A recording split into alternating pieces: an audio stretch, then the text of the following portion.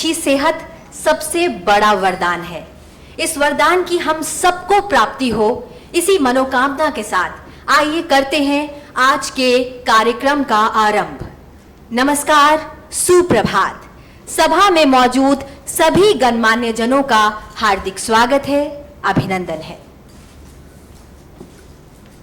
A very good morning to all the distinguished guests and dignitaries present here. Today, we all have gathered here for the sensitization program on tuberculosis, TB Mukt Bharat, organized by Pride and Lok Sabha Secretariat. This sensitization meeting is organized for all honorable members of both our houses of parliament under the chairpersonship of Honorable Vice President of India and co-chaired by the Honorable Speaker, Lok Sabha. One of the world's top infectious disease killers is tuberculosis.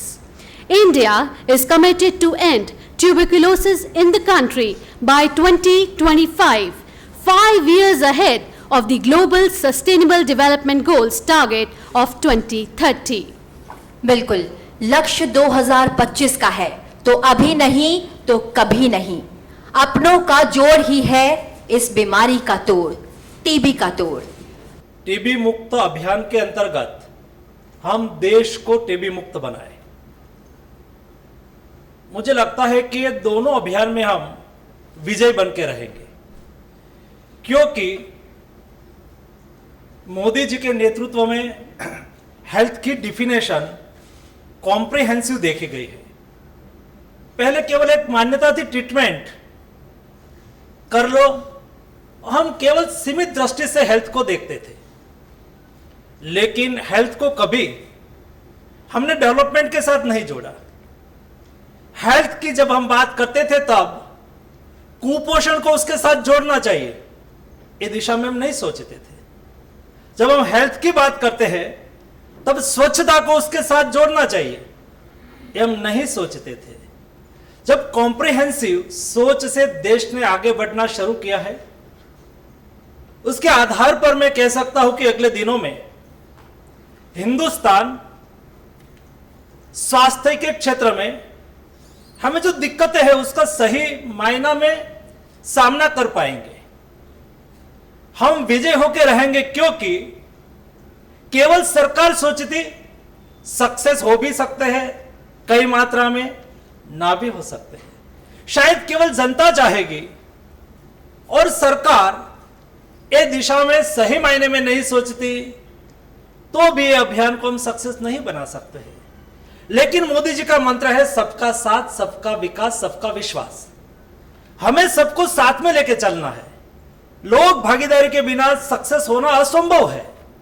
जब लोग, सरकार की दृष्टि, सरकार का action के साथ जब जनता जुड़ जाती है तब गोल अचीव होता है। और स्वास्थ्य क्षेत्र में हम इस दिशा में आगे बढ़ चुके हैं। इस बार बजट में भी आपने देखा होगा, पोषण को, कुपोषण को उसके साथ जोड़ दिया और स्वास्थ्य का बजट बढ़ाया। स्वच्छता अभियान के माध्यम से कभी किसी ने विचार नहीं किया था कि क्या टॉयलेट देश को तंदुरुस्त बनाने में सहयोगी हो सकता है। क्या दोस्तों, हो सकता है।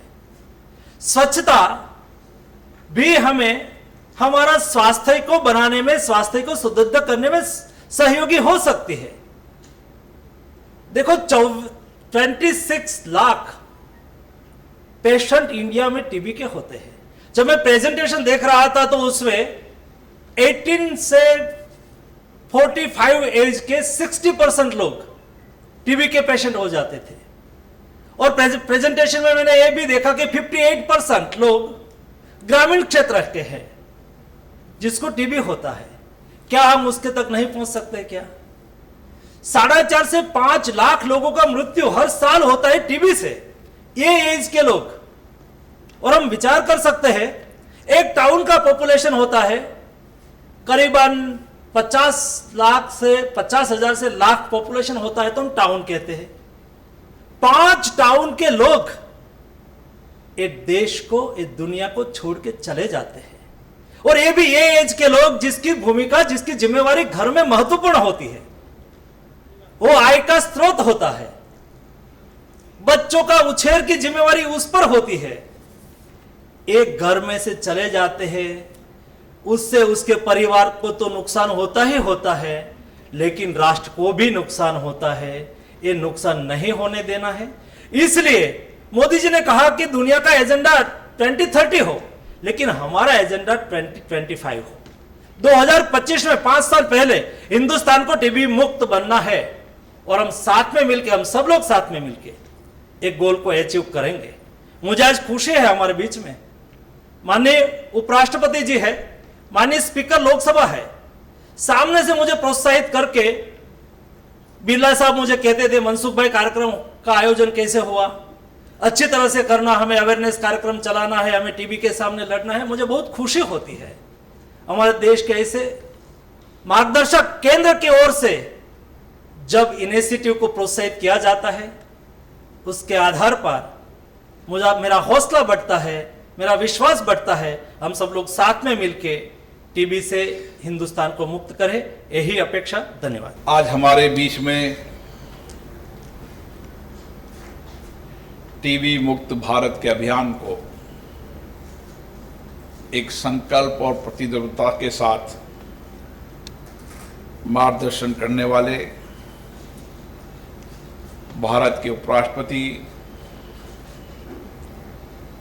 राज्यसभा के सभापति माननीय वेंकैया नायडू साहब, स्वास्थ्य परिवार कल्याण मंत्री श्री मनसुख मांडविया जी, चिकित्सा राज्य मंत्री डॉक्टर भारती प्रवीण पवार जी, इस विभाग के सचिव राजेश भूषण जी, माननीय सांसदगण, राज्यसभा और लोकसभा के सेक्रेटरी जनरल, अधिकारीगण,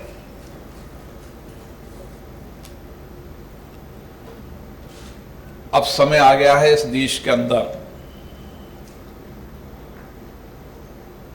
कि हम उन महामारियों का अंत करें जिनसे लाखों लोग समय के पहले चले जाते हैं।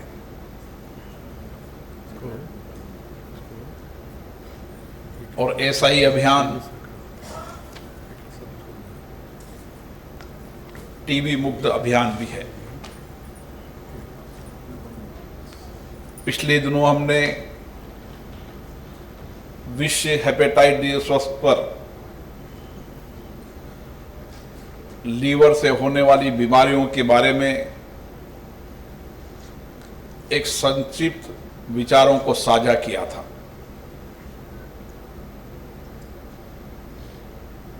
भारत की संसद, जहां पर 130 करोड़ जनता के जनप्रतिनिधि इस संकल्प और विश्वास के साथ आते हैं कि हम सेवा के माध्यम से समाज को स्वस्थ रखेंगे, उनके अभावों को दूर करेंगे, उनकी समस्याओं का समाधान करेंगे,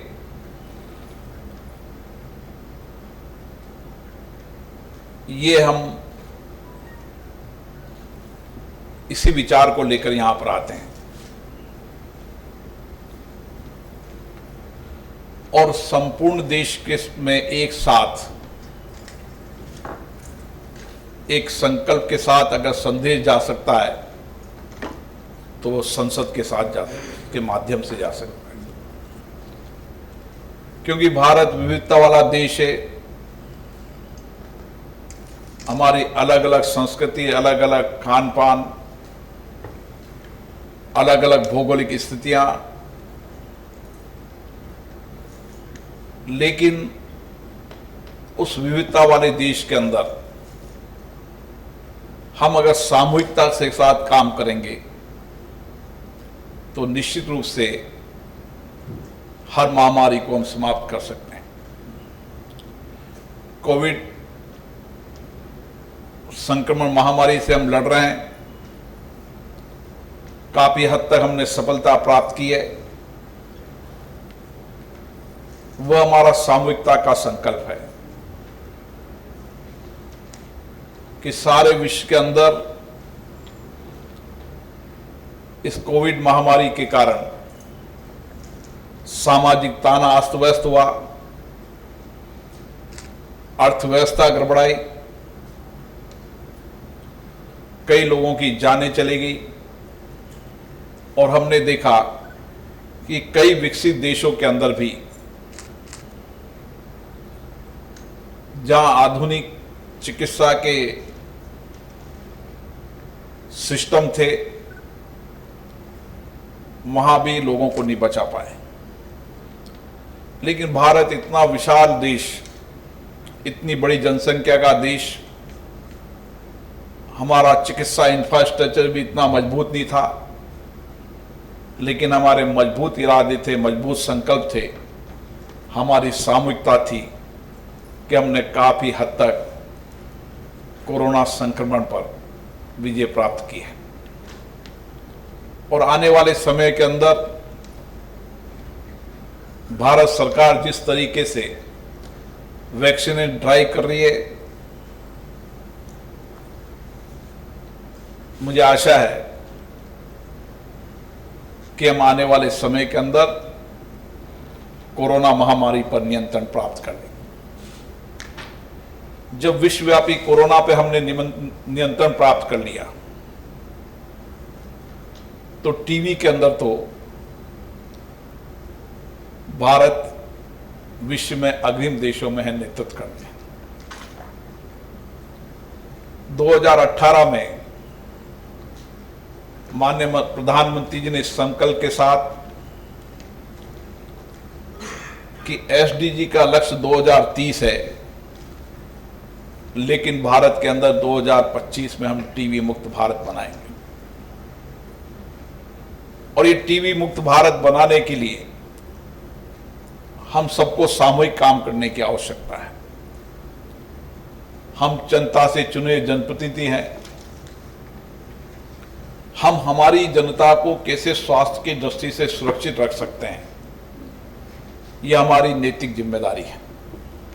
Now I request Honorable Vice President of India and Chairman Rajya Sabha, Shri M. Venkaiah Naidu ji, to kindly deliver his presidential address, followed by pledge on TB Mukt Bharat.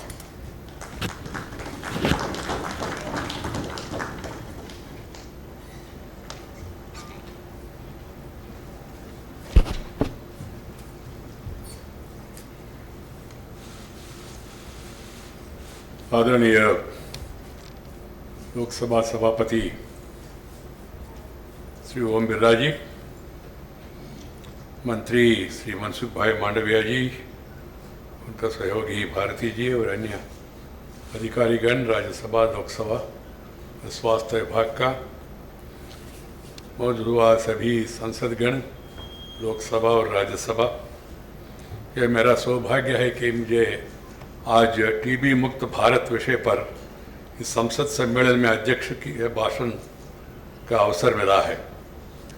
सबसे पहले मैं मंत्री जी को, उनके विभाग में सभी अधिकारियों को और साथ ही साथ सभापति श्री ओम जी बिरला जी को ये इनिशिएटिव लेने के लिए मैं उन सबको अभिनंदन करना चाहता हूँ। मुझे मन में बहुत हर्ष हो रहे हैं क्योंकि संसद अपना कर्तव्य, अपना एजेंडा समझने के लिए और तय करने के लिए जो ऐसा अवसर मिलता है, उस अवसरों में आना, मौजूद होना बहुत ज़रूरी है। इसलिए मैं प्रसन्न हूँ। आज काफ़ी संसद आज का इस समावेश में आया है। I would have been more happy if more MPs were there, but this is a good number that way, and I would like to compliment the officers for making an excellent presentation. I appreciate the commitment of Government of India, led by Sri Narendra Bhai Modi. They have decided to eliminate TB by 2025. And I hope the collective efforts of all the stakeholders at the central level, at the state level, at the district level, at the local level will be able to realize this goal of TB-free India by 2025. All governments, central, state, local body, members of parliament belonging to various parties, various regions, and officials, if they join together and make it a people's movement, it's not difficult to eliminate TB by 2025, but we have to move fast forward. We have to give priority to this program. Honorable members, India has definitely achieved significant progress since independence. Successive governments have done their best to improve the health indicators. The average life expectancy has increased to 69.4 years, which was 35 years in 1950. The country has thus made great progress in various aspects of health system due to increasing penetration of the healthcare system across the country. TB is one of the unfinished items on the agenda, and we have to collectively strive eliminating it. Since 2000, an estimated 63 million lives have been saved through TB diagnosis and treatment, so we can definitely be free of TB by 2025 through collective efforts. This is possible, as we have seen during the last 1.5 years, that we have succeeded in our fight against COVID-19 pandemic through collaborative efforts in which every person, every stakeholder and every institution has shown remarkable grit and determination. We need to continue the same spirit of working together across party lines. Team India must move on in this fight against TB. The task at hand is formidable, don't underestimate it, for all the stakeholders, and we have to collectively overcome this challenge.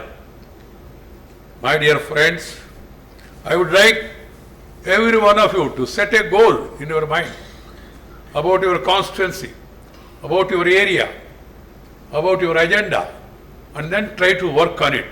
Each and everything, proper planning and execution is very much necessary. According to United Nations Sustainable Development Goal, tuberculosis should be rid of the world by 2030.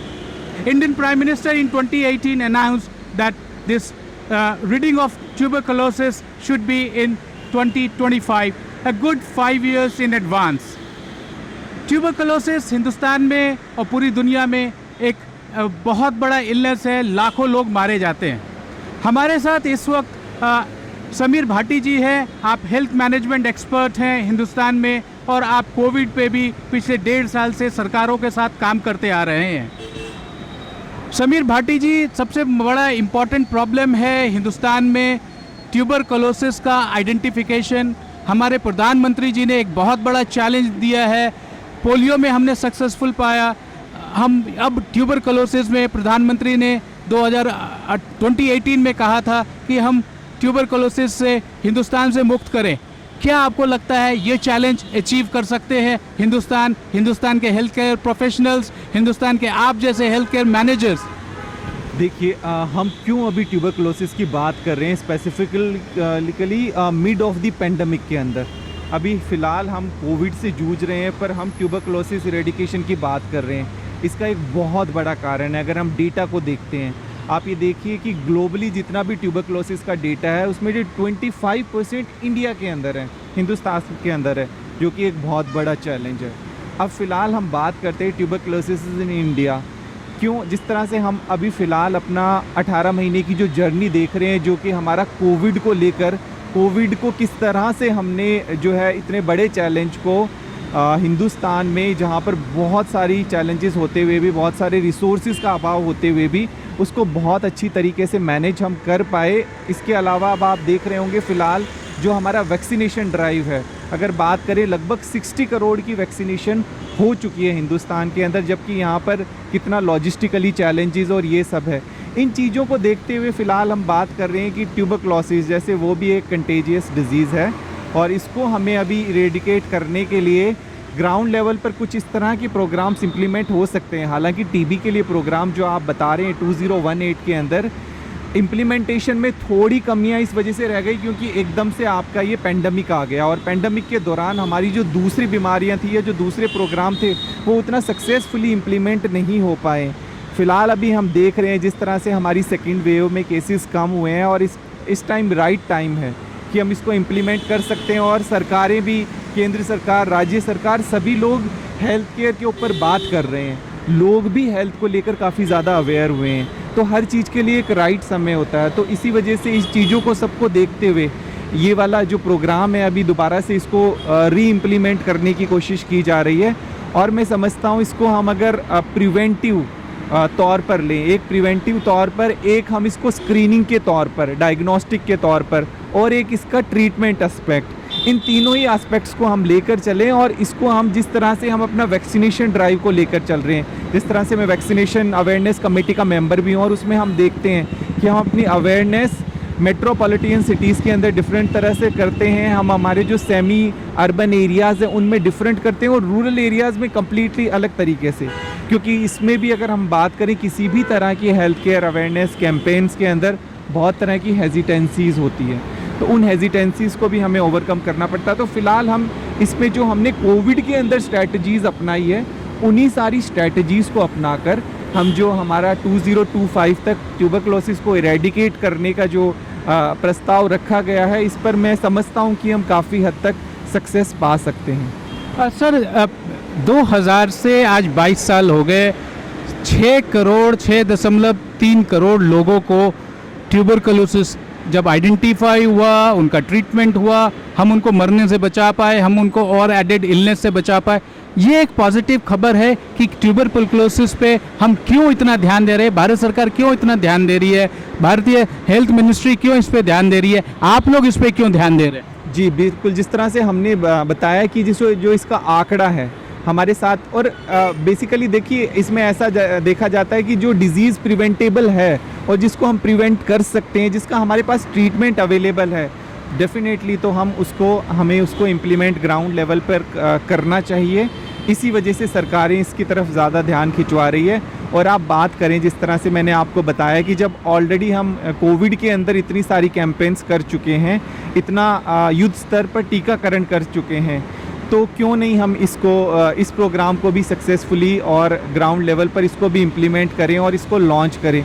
मैं देखिए जिस तरह से आपसे बात कर रहा हूँ कि हम इसको प्रिवेंटिव तरीके से कैसे कर सकते हैं, प्रिवेंटिव तरीके से जिस तरह से आप ये देखिए कि शुरुआती दिनों में जब टीकाकरण हमारा 16 जनवरी से लॉन्च हुआ था, कितनी हेजिटेंसी थी, पर अब धीरे धीरे हेजिटेंसी को हट चुकी है और उसकी डिमांड बढ़ चुकी है, लोगों में एक्सेप्टेंस आ चुका है। इसी तरह से इसके ऊपर भी बहुत सारी इस तरह से अवेयरनेस कैंपेन्स हो सकती है। और फिलहाल हमारा जो सबसे बड़ा, पहले हमने जो चैलेंज है वो ऑलरेडी आइडेंटिफाई किया हुआ है कि ट्यूबरक्लोसिस को लेकर हमारे हिंदुस्तान में किस तरह का चैलेंज है। हम बात करें यहाँ पर कि बहुत बड़ा एक संख्या ऐसी है जिनको लेटेंट टीबी है, मतलब उनको टीबी है पर उनको कोई सिम्टम्स नहीं है। ज़्यादातर हम हिंदुस्तान में क्या देखते हैं कि प्रिवेंटिव तौर पर कोई अपनी जांच नहीं कराता, कोई अपनी टेस्ट नहीं कराता। जब उसको सिम्टम्स होते हैं, जब उसको बीमारी होती है, तब डायग्नोस होता है कि उसको ट्यूबरक्लोसिस है। करें तो प्रिवेंटिव कॉन्सेप्ट बहुत ज़्यादा नहीं है कि बीमारी जब हो जाती है उसके बाद हम जाते हैं डॉक्टर के पास या अपना ट्रीटमेंट कराते हैं या डायग्नोसिस कोई टेस्ट कराते हैं जब कोई सिम्टम हो। टीबी के केस में भी ख़ास तौर पर ऐसा देखा गया है कि लोगों को जब एक्चुअल में वो पढ़ते हैं पोस्टर पे कि मेरे को 3 महीनों से लगातार खांसी आ रही है, कफ हो रहा है, मतलब बहुत ज़्यादा कंडीशन जब उनकी डिटोरिएट होती है, तब वो पहुंचते हैं, तब वो जांच कराई जाती है और फिर डायग्नोस्ड होता है।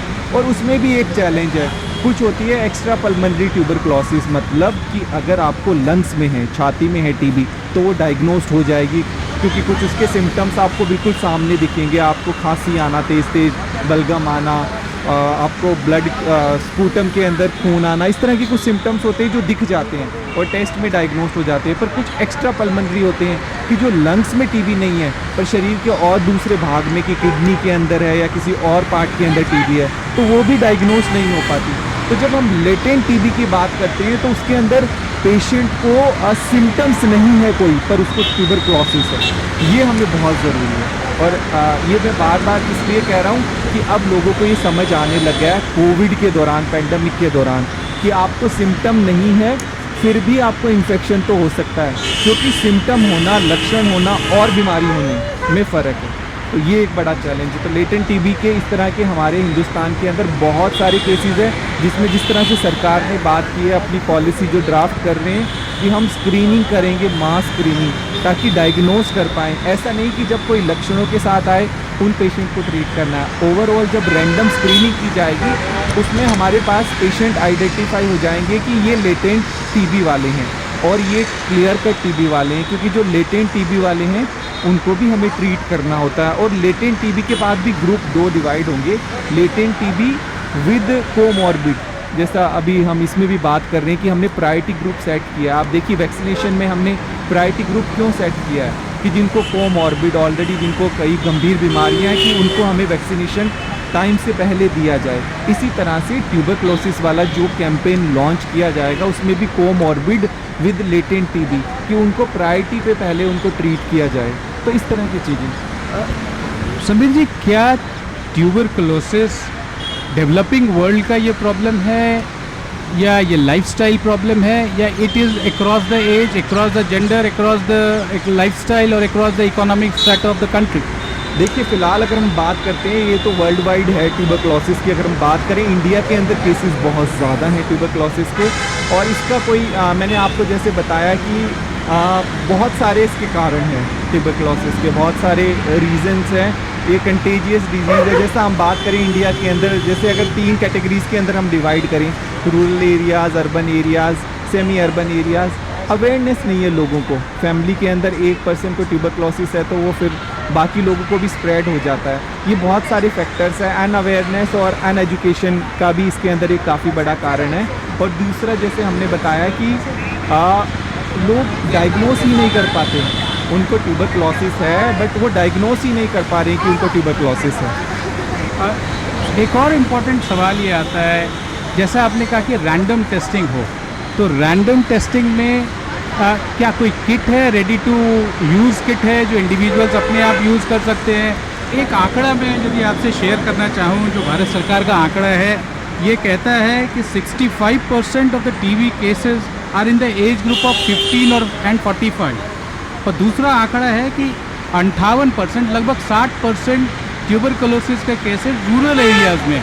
ये कितना बड़ा चैलेंज है हमारे हेल्थ केयर वर्कर्स के लिए? जी बिल्कुल, देखिए जिस तरह से हमने बताया कि हम जब वैक्सीनेशन का रोल आउट कर रहे थे उस समय थोड़ा सा एक चैलेंज यही आ रहा था कि लॉजिस्टिकली कैसे मतलब इस चीज़ को हम कैसे इम्प्लीमेंट करेंगे, क्योंकि हिंदुस्तान की अगर हम बात करते हैं तो वहाँ पर कोई एक यूनिफॉर्म पॉलिसी इम्प्लीमेंट करना स्पेसिफिकली रूरल पॉपुलेशन के अंदर, सेमी अर्बन के अंदर और हमारी मेट्रोपॉलिटन सिटीज़ के अंदर, वो बड़ा काफ़ी जो डेटा भी इसमें ट्यूबरक्लोसिस की भी हम बात करें। देखिए रूरल की जब हम बात करते हैं तो कुछ ऐसी डिजीज़ की स्पेसिफिकली ट्यूबरक्लोसिस वगैरह हो गई, ये वाली डिज़ीज़ का ग्राफ थोड़ा ज़्यादा रहता है, क्योंकि हाइजीन कंडीशन और कुछ ऐसी चीज़ें होती है जो वहाँ पर उस तरह से इम्प्लीमेंट नहीं होती है ग्राउंड लेवल पर, तो वहाँ पर उस तरह से ये केसेस स्पेसिफिकली ट्यूबरक्लोसिस वगैरह के केसेस ज़्यादा देखे गए हैं। हालांकि इसमें जो अभी हम बात कर रहे थे कि ये डायग्नोस कैसे होगी और ये इम्प्लीमेंट कैसे होगी, इसमें कोई कोविड जैसे टेस्टिंग तो है नहीं कि हमने RT-PCR किया, स्वैब सैंपल किया। टीबी को डायग्नोस करना एक सबसे बड़ा चैलेंज है, जितना चैलेंज हमें कोविड को भी डायग्नोस करने के लिए नहीं आया है। कई बार टेस्ट के अंदर डिटेक्ट नहीं होता और पेशेंट को होता है, काफ़ी बार ऐसी चीज़ें होती है। तो इसको डायग्नोस करना, इसके लिए हम 2 तरह से या 3 तरह से जैसे कैटेगरी वाइज इसको हम इम्प्लीमेंट कर सकते हैं।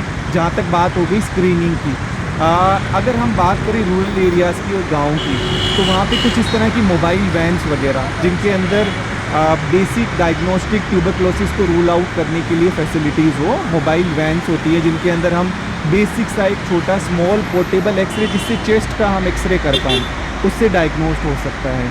एक सिंपल सा टेस्ट होता है स्पूटम का, उसका सैंपल लेके और उसका माइक्रोबायोलॉजिकल एनालिसिस किया जा सकता है। इसके अलावा एक मोन्टॉक्स इंजेक्शन होता है जो लगाते हैं और उसके बाद हम 48 आवर्स, तो इस तरह की कुछ इसके लिए डायग्नोस्टिक टेस्ट अवेलेबल है जिन टेस्ट को करके इसका डायग्नोस्ट बनाया जाता है। और जैसे मैंने आपको बताया कि वो एसिम्प्टोमेटिक पेशेंट्स भी होंगे ऐसे जिनको टीबी डायग्नोस्ट होगा, लेटेंट टीबी, पर उनका भी हमें फर्दर फॉलोअप करके ट्रीट उनको करना होगा उस तरह से ताकि उनको बीमारी ना हो फर्दर। ये सब चीज़ें हमें ज़रूरी है और इसमें भी हमें डेटा इस तरह से बनाना पड़ेगा। देखिए HIV प्लस आपके टीबी वाले पेशेंट्स, डायबिटीज़ प्लस टीबी वाले पेशेंट, ये सब इस तरह का डेटा हमारे पास होगा तब हम इसको ठीक तरीके से इरेडिकेट कर पाएंगे और ठीक तरीके से इसकी अवेयरनेस क्रिएट कर पाएंगे।